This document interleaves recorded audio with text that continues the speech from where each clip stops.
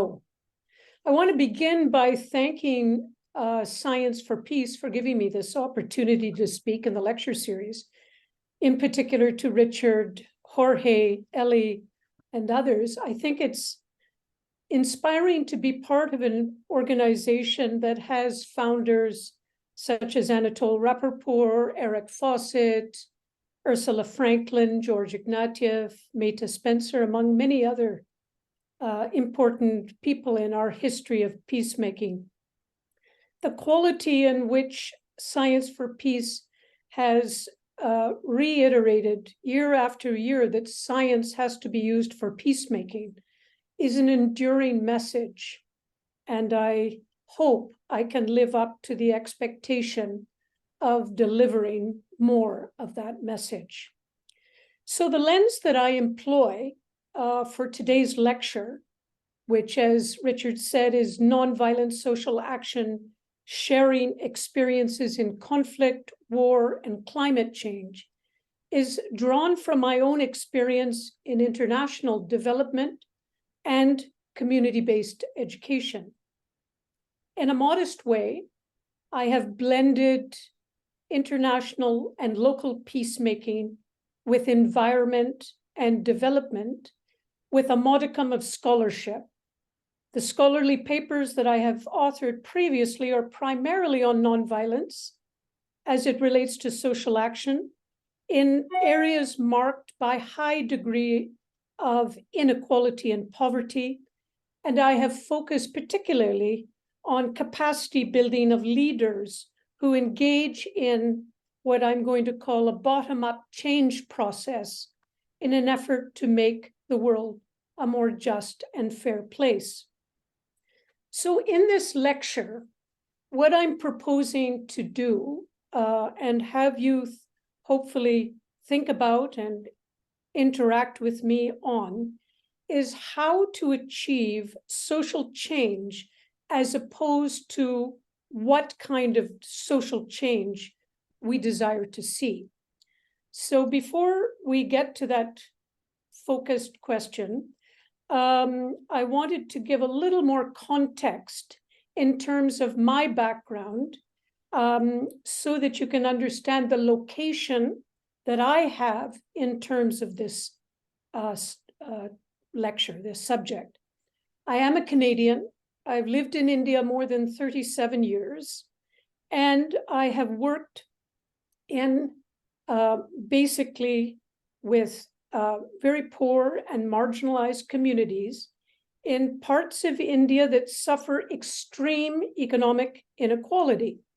I mean, if you just look at Oxfam's 2023 report, you will find out that 5% of Indians own more than 60% of the wealth of the Indian economy, whereas the bottom 50% own 3% of the wealth, according to Oxfam's this year's report.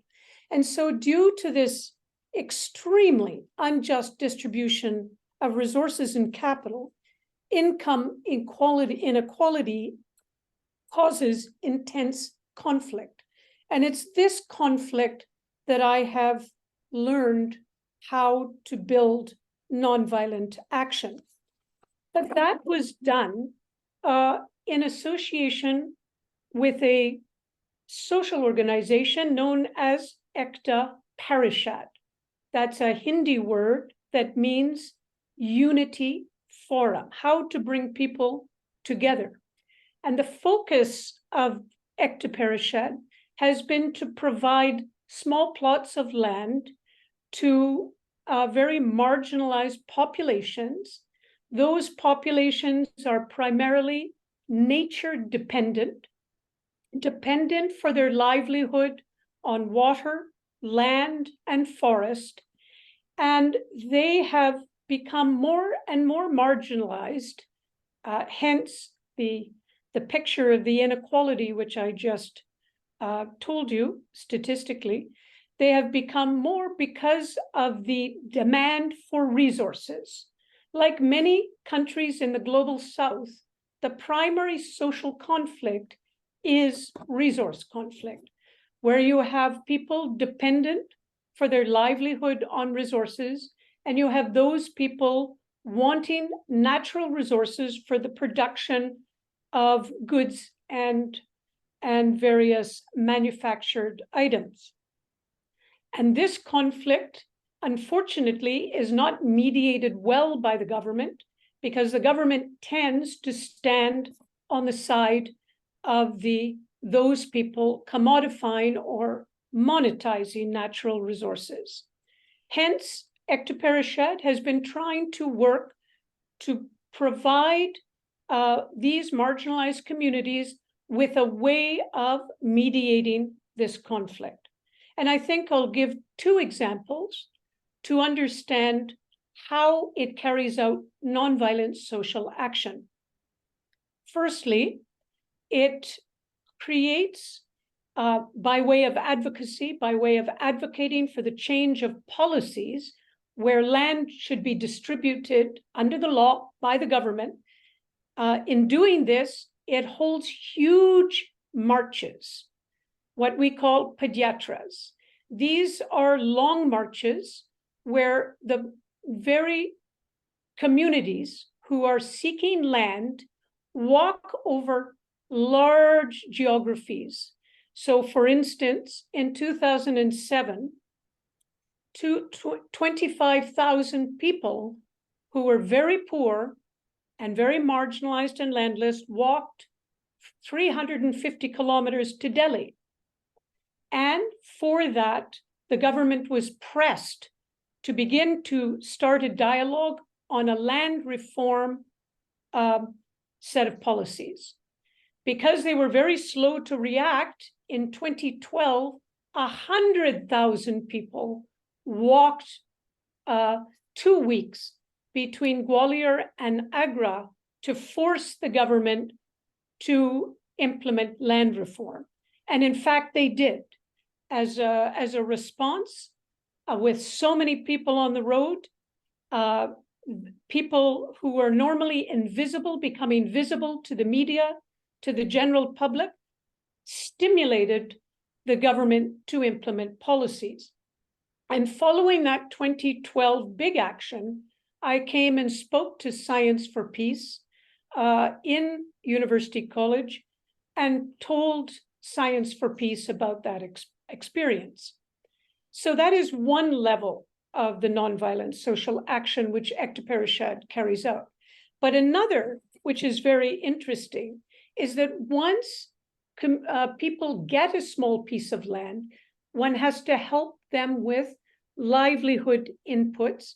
So, for example, one of our organizations has been building the institutional architecture for organic rice production so that these small producers can manage to not make their agriculture viable and also have a more sustainable agricultural system. So these are the kinds of things that Ekteperishad does in terms of dealing with this conflict. And what I wanted to tell you about is that what I have seen through years of this organizing is how the nonviolent social action that has been part of the work has really enabled the resource-poor people to move ahead. So I became convinced by seeing this in practice. But now I want to come back to our question of how to achieve social change through nonviolence. What is the how-to? So I want to begin with the most prolific advocate for nonviolent social action, Gene Sharp, because Sharp made a science out of nonviolent action, and he produced a whole generation of thinkers and practitioners. So he helped people to understand the how-to through his politics of nonviolent action, civilian-based defense, from dictatorship to democracy, waging nonviolence. and even his very famous 198 methods of carrying out nonviolence. And what is very interesting is his growth. You know, he was very influenced by Mahatma Gandhi and the post-Second World War period. This was a period of nation building, and for many countries. And Mahatma Gandhi, Nelson Mandela, of course, in South Africa, Aung San Suu Kyi in Myanmar. These were all nation building in India, South Africa, Myanmar, and so on. Even Martin Luther King was a nation builder insofar as he continued the unfinished agenda of the implementation of the 13th Amendment of the American Constitution, which was the abolition of slavery. So what I want to say is that nation building and nonviolence, from the Gene Sharp perspective, was done very much in this period and in the post-Soviet period, whereby he began to really see how nonviolence comes into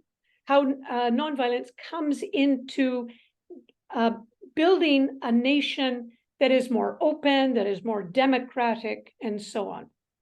And some of his many, many followers, but one that stands out is Chenoweth and Stephan's 2011 book, which is Why Civil Resistance Works, the Strategic Logic of Nonviolent Conflict. This was really looking at how peaceful resistance movements had a higher success rate over violent ones and in establishing democratic governance. And I think one of the last post-Soviet liberation efforts that unfortunately, I'm not sure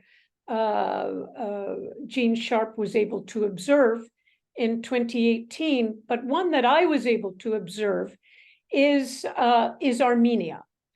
And it was really extraordinary to see how in the process of claiming power from the oligarchs that had controlled Armenia after the dissolution of the Soviet Union, how a democratic leader was able to use nonviolence by way of a yatra, and many of the youth used various nonviolent techniques which enabled them to succeed in this liberation struggle of 2018. And this is where I really saw it at work and what Gene Sharp meant. But I think what is important to observe is that in the very early part of Gene Sharp's writings, he wrote an article in 1959, which was called The Meanings of Nonviolent, a Typology. And I bring this to your attention because he looked at generic nonviolence, and then he looked at 9 types, types of nonviolence. So we generally think of one type of perhaps nonviolent direct action. But he looked at the subtleties of different types and saw that you cannot look at nonviolent action without looking at the actors, the agents of nonviolence, the designers, if you will, of nonviolence. And I think he spoke about many, just a few of them was, he talked about pacifism, and he talked about peaceful resistance. He talked about Gandhi's notion of satyagraha. And the 9th one was nonviolent revolution. And the reason I mention that is because we don't often think of revolution as nonviolent. This is where Chenoweth and Stevens' article is so helpful, because it gives us a perspective on nonviolent revolution. But where in this 1959 very early article of Gene Sharp, he raised two different individuals as people who were trying to seed nonviolent revolution. And the first was A.J. Must, the pacifist, the labor organizer, the nonviolent, the man with a deep faith in nonviolence, who profoundly influenced Martin Luther King Jr. and Coretta Scott King. And he was a change maker in his own right. The second, I won't go into detail because of the lack of time, but I would honestly suggest, if you don't know A.J. Must's work, to look at it. The second one that he raised was Vinoba Bhave, who was a follower of Mahatma Gandhi, who carried out a massive land redistribution program, appealing to landlords on the basis of goodwill. He collected 4 million acres of land that he was able to see redistributed to the landless poor. I'm very familiar with Vinoba because the Ekta Parishad work that I've been engaged with has been a direct fallout of the work of Vinoba Bhave. But the reason that I mention this to you is that these two people, Must and Vinoba Bhave, saw that revolution was not carried out, was carried out by civil society, and did not see the takeover of the state as the main driver, and saw that that civil society and its impact could be strong enough to sway people towards a nonviolent revolution. Now, I wanted to put forward this idea, which sounds very idealistic and doesn't sound similar to often the way we think of revolutions. But the reason that I think it is profoundly relevant is because the ecological movements today are effectively doing that, in my view. They are working at the level of civil society. They're creating deep change. This is not only at a political level, a national level, like the earlier typology of Gene Sharp, but this is at a planetary level. It's at a global level, and it is deeply transformational. I think the whole, if you looked at, if we could then map on to all the different ecological groups and their nonviolent actions, if we could map on a typology similar to the typology that Gene Sharp mapped onto nation building, I think we would see all sorts of subtleties in terms of the differences. In other words, the climate justice movement, the ecological movement has been going on for more than 2 or 3 decades. In the process of calling for the reduction of carbon footprint, really climate activists have been changing the way that society is to be organized. It's making the government more accountable to people. And it is impelling us forward to really look at structural changes in the economy.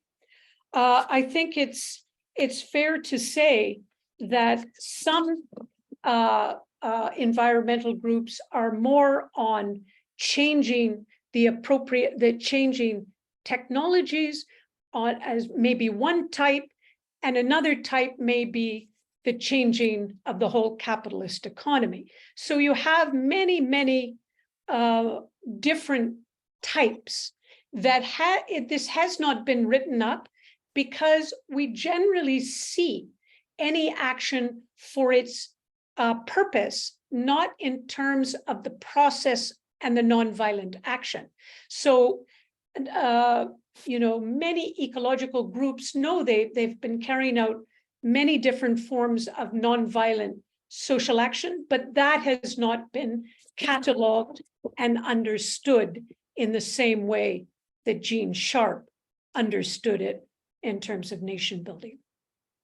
Now, what I want to do is, in terms of moving towards this how to carry out nonviolent action, I want to look at three thematic areas in terms of, because remember, we have to keep the actor together with the action, which is unique.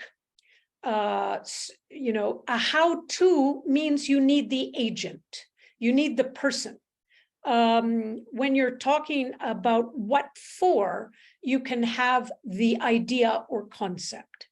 So in terms of a how-to, the first one I want to look at is women's empowerment, as a way to understand how to build up people's agency and participation, which I think is a base concept in nonviolent action. So I'm going to use women to use the examples of women's activities to understand how people have built up agency and participation in nonviolent action. And after that, I'm going to move secondarily to look at climate change makers, environmental change makers, in terms of how have they, the how-to question in terms of community organizing. How have they been working on community organizing in order to understand the nonviolence and the techniques in which they've been using? And I want, in terms of how to understand the anti-war groups and groups who are fighting for positive peace, to understand how they confront violence. So you can see the three levels that I'm looking at is agency, community organizing, and confronting violence. So first, women and agency. I have witnessed disadvantaged women in India and elsewhere who, against all odds, have driven a process of change. This focuses us on the importance of their agency. So let me take Malika. Malika is a young woman from a deprived Dalit background living in a village near Kodaikanal in Tamil Nadu, India. She has made significant local changes in her village. Or Krishnamal Jagannathan, a 96-year-old woman who has spent a lifetime waging peace against the brutal tyranny of feudal landlords, and as a Dalit woman has remained steadfast for getting 14,000 deprived women housing plots. Now, I mention these two personalities, a young Malika and an older Krishnamal, because I believe it conveys what Alice Walker meant when she said, hope is a woman who has lost her fear. So agency is very connected to being fearless, having courage, and having hope, which drives people like Malika and Krishnamal to do the work they do. Now, if I think of the many women I have met in Nepal who are fighting for their land rights, I think of what Buddha allegedly said, hope is the only thing stronger than fear. Now, if we put the Nepali women that I know into a historical context and trace their personal histories, these Nepali women were beneficiaries of a pro-democracy movement that started in Nepal in February 1990. And then they were influenced or participated in the subsequent violence of an underground movement that went on for 10 years of armed conflict. And this continued until a civilian government was elected in 2012.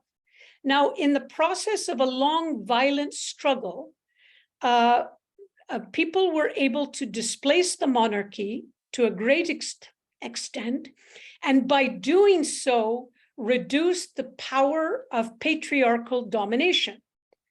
But it was really the women after 2012 who developed their agency. So I'm going to take one organization called Ekta Mahila Samaj that mobilizes and advocates for social change nonviolently. Now, today they are a strong nonviolent social force in Nepali society. And anecdotally, I would say there is far greater gender equity in Nepal in comparison to India and other South Asian countries. So I pause for a minute and think, as Gandhi said, nonviolence is the instrument of the strong. And these women are strong.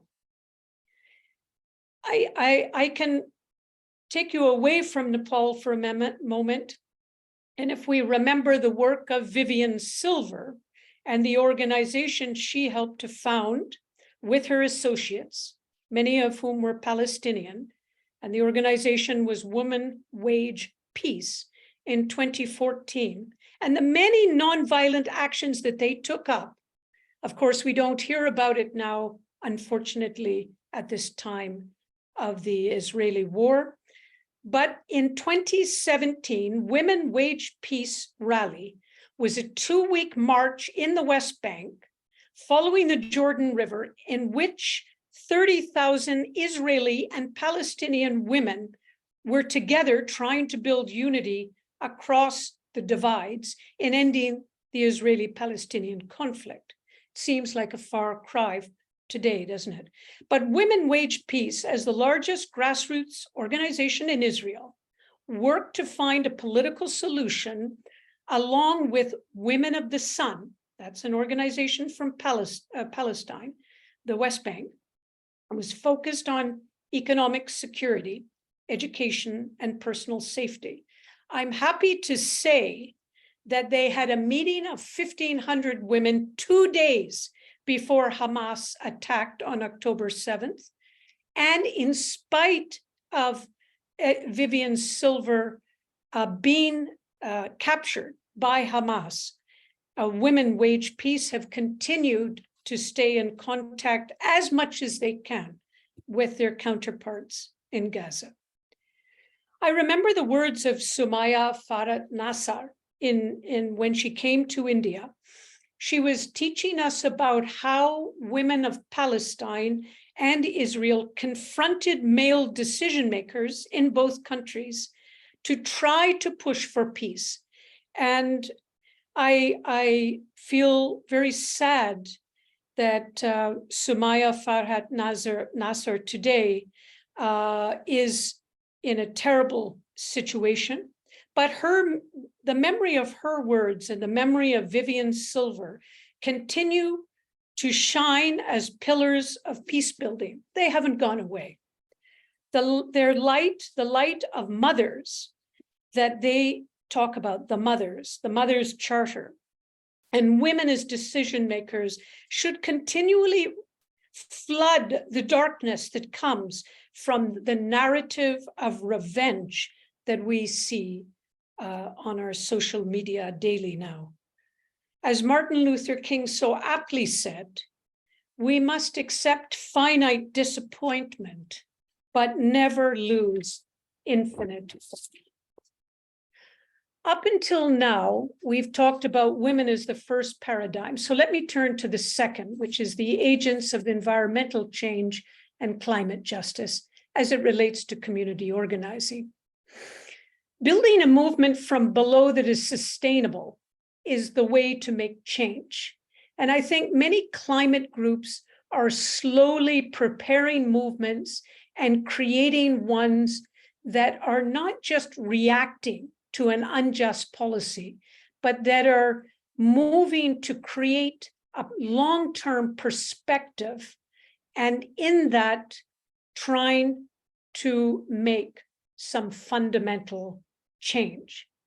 You know, pressing for climate emergency has led, this climate emergency as a method has led many countries and city governments to pass legislation as part of an energy transition to net zero in a time-bound manner. It was a brilliant method. And right now at COP28, in spite of a wall of opposition from oil and gas lobbyists and companies pressing their governments to not get off fossil fuels, we know that the Extinction Rebellion and 350.org and Friday for Future and many of these hundreds of organizations that have got themselves to Dubai are trying to fight against. And I think for a change, climate activists are really pressing for a change. We don't have the typology. It would be interesting to see how different people are pressing for different nonviolent change, but clearly the production, exchange, and distribution of goods and services is being called into question, and a reorientation of the mainstream economy is certainly under the surface, is a subtle set of discussions that are going on. So in community organizing, people's capacities are built, and in this case, to make the just transition.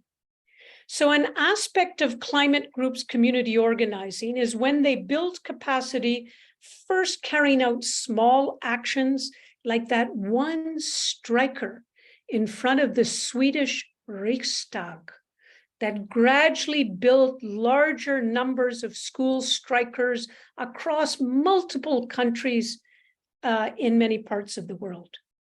You know, I think this building from small to big, it's like education. The skill level has to start with the simple and move to the more complex in any subject.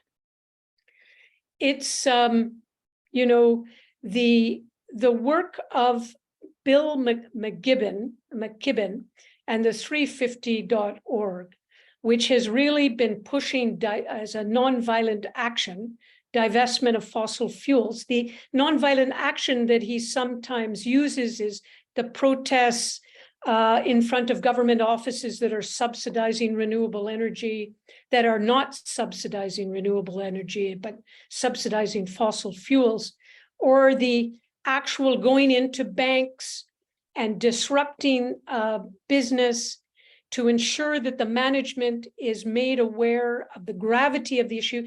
This is like a, stone that is creating an oceanic circle. All of these different nonviolent actions are having a much, much wider impact. And I think the growing awareness is there, but the issue is always to do more community education so that people will invest time and see that this is absolutely necessary in their lives, and that they only when they join in mass numbers is there a tipping point. This is, where we think back, the community education piece, we think back of Martin Luther King, when he and so many of the pastors of Black churches were able to do that community education work repeatedly every Sunday morning. So in the process of giving solace to people and a feeling of solidarity to people who were suffering discrimination. They were able to do their education. And the reason I know that is because the lunch counterstrikes, the bus boycotts, the marches to Montgomery, these were all because they were able to build mass participation, and they had a community education that was ongoing and continuous. I mean, we hear about the Highlander Institute that helped with many of the nonviolent actions. But what happened was that nonviolence became intentional, it became a long-term organizing skill, and it slowly built a grassroots base, which is necessary for the success of any campaign. So the how-to of nonviolent action has been done in many ways. It's a large toolbox of techniques that climate justice and ecological groups have, but we don't have a knowledge of it as nonviolent tools.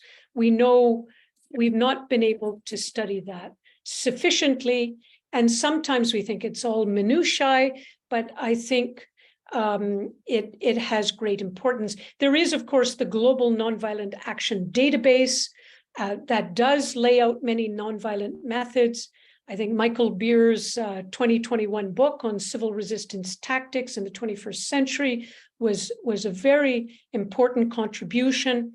But such books are needed specifically for the techniques of the climate justice action groups so that they can benefit with more community education and mobilization success.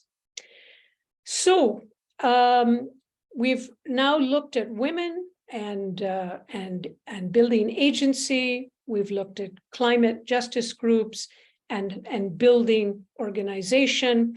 The third paradigm is anti-war disarmament organizing, because these are the groups that confront violence. And this is a very, very important part of nonviolent action, is becoming skilled on conflict resolution, confronting violence, and so on.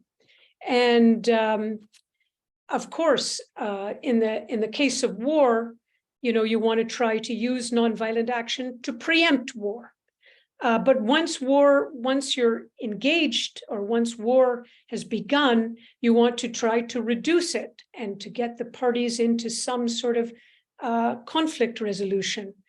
And once the war is finished, you don't want to see it as a frozen conflict, but to see it as some sort of resolution. So it's a very, very tough terrain. And if we just begin with the Ukraine-Russia war, what is very interesting is Dr. Philip Daza, a professor who documented many of the acts of nonviolence after the Russian invasion between February 2022 and June 2022, included, many of the techniques like, trying to stop the tanks in the squares and reporting war crimes, and she's documented it.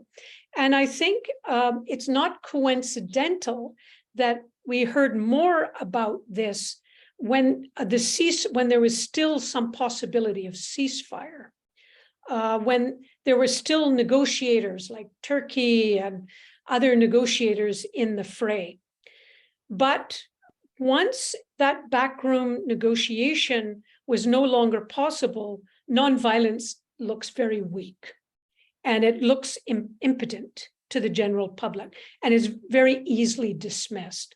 So there's no doubt that the narrative of nonviolence during war is much stronger when there's a track two diplomacy going on simultaneously, and where slowly you can find moderates who see all techniques for peacemaking as important.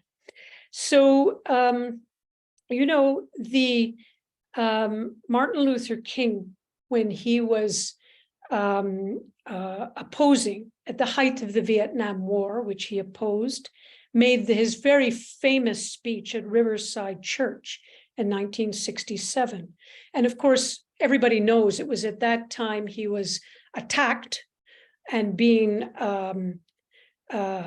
denigrated, not only by the US government and the media, but a larger number of the general public, feeling that he should have stuck only to the civil rights, the area of civil of racism and getting civil rights for Afro-Americans. But, you know, he said something very, very interesting in that Riverside, which I just want to read to you, which I often read. I find it very inspiring. He said, "By choice or by accident, the role of those who make peaceful revolution impossible by refusing to give up privileges and the pleasures that come from the immense profits of overseas war investments, we must rapidly begin to shift from a thing-oriented society to a person-oriented society. When machines and computers, profit motives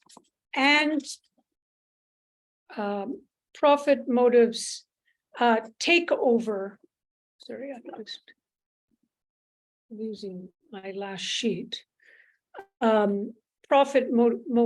Take over. He goes on to say the twin problems of racism, materialism, and militarism become unconquerable. And I think that is something that guides us when we're looking at, you know, the issue of war, is that Martin Luther King Jr. was able to go to root causes of war. We tend as peace groups, we deal with the immediate causes, and of course, it's necessary to go to root causes. And he was, in this passage, I think, drawing our attention to the deepest failing that we have, which is people profiting from war at the expense of human life. So this, I think, as we, you know, see that today is the 60th day of the war in Israel and Palestine, where Israel's army's goal of eliminating Hamas has not happened, and yet 16,000 people have died, 7,000 of which are children, 1.5 million people displaced, hundreds of thousands injured, homeless, deprived even of the most basic right to life. We have gone very far in terms of the evils in which Martin Luther King was addressing. But the nonviolent actions have also been there. The hundreds of demonstrations that have involved millions of people across the world that have called for ceasefire and the halting of the world did help to make a humanitarian pause possible. We've not stopped the war. It is not a truism to say that if the world community, I think what is really astounding to those of us who have seen Northern Ireland stop their war with Ireland and the Good Friday Agreement, or we've seen the anti-apartheid movement succeed in South Africa, we just cannot understand why it is so impossible for Israel and Palestine to gain, to find some sort of resolution in the days ahead. If boycott, divestment, and sanctions were supported by the international community, as they were in South Africa, there may be adequate pressure to begin this process. Because I think what we've seen in the resolution of the problem in Northern Ireland was that they were able to break the single narrative of those extremist parties and gain space for more moderate forces to come together. And let us hope that this good sense will prevail and people will try to understand how civil society can increase its effort to bring this issue forward so that there is no alternative. Because once the community stops sanctioning, the international communities stops sanctioning this war, it will eventually stop. How that is going to happen is to be seen. So I just want to say that the paradox of violence is that if violence perpetuated by one group is criticized, but violence perpetuated by the other is condoned, then this never allows for us to get out of the cycle of violence. And so, you know, for this, for that, we really need to get out of this cycle of violence.